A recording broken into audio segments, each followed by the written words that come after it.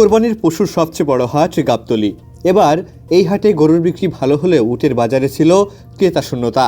হাটের পশু ব্যবসায়ী আমজাদ হোসেন গত 2 বছর ধরে একটি করে উট বিক্রি করলেও এবার ঈদের দিন পর্যন্ত তার একমাত্র উটটিও অবিকৃত রয়ে গেছে। আমজাদ হোসেন জানান, ফোনে ফোনে দাম জিজ্ঞাসা করেছেন অনেকেই, কিন্তু সামনে থেকে কেউ এসে কেনেননি। তিনি বলেন, গত বছর ছাগল কাণ্ডের পর এবার উটের বাজারে এমন বেহাল অবস্থা, মানুষ নাড়াচাড়া করতে পারে এই ভয়ে কেউ উট কেনেননি। বেচা হয় নাই, এই যে দাম বলছে ফোনে ফোনে, সামনে হয়নি। এই মিডিয়ার ডরে যে কী করবেন না করবেন, করতে আনছে এত টাকা দিয়ে কুরবানি দিলেন, মিডিয়ার ডরে তো আসে নাই। কত টাকা আপনি দাম চাইছিলেন? কত টাকা দাম চাইছিলাম 28 লাখ, ফোনে ফোনে দাম হয়েছিল 23 লাখ, 23.5 লাখ, 24 লাখ দিয়ে দাম।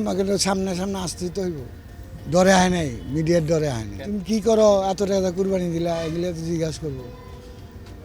এক ছাগলে দেখেন না কী হয়েছে, তো এইরকম পালন 5 বছর পালছে, ওই তো 23 লাখ, 23.5 লাখ মোবাইলে বলছে, সামনাসামনি আসে, মিডিয়ার ডরে হয়নি। এখন কোনো সরকার নাই, যাতে সরকার, যে কোনো সরকার যদি বাংলাদেশে থাকতো তাহলে লিজাই ধরেন যে মন্ত্রীরা হোক, মিনিস্টারেরা হোক, লিজায় কোরবানি দিলে ধরেন কোনো বাধা বিঘ্ন থাকতো না।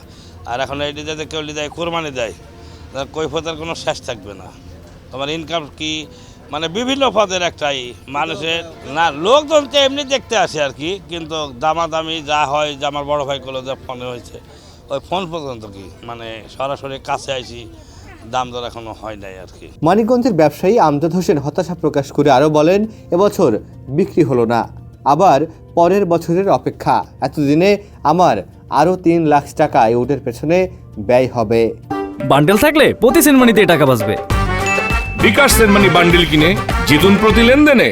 এখন কী করবো, মানে আবার আরেক বছর পালবো, এই তো কোনো বছর এরকম না, এই বছরই এরকম হচ্ছে। হয়তো কোনো ডরে অন্যান্য বছর সামনে আসছে, বিক্রি হয়েছে, কিন্তু এই বছর হয়নি। না না, কোনোটাই এটা অসম্ভব, এটা অসম্ভব আছে, কেননা আপনার দেশের অবস্থা তো ভালো না, কথা বলছেন না। এখন যেই লিজাক তার কৈফিয়ত দিতে দিতে জীবন চলে যাবে, আর এই দেশে যখন সরকার গঠন হয়ে যাবে, যেমন সে কোরবানি দেবে, কোনো কৈফিয়ত হবে না। এটা বলতে পারবো না, বয়স পাবো, এটা আমার কারোরই বলার ক্ষমতা নাই। এটা হলো কিনা জিনিস, কিনে আনা জিনিস। মামুন সোহাগ, সমকাল।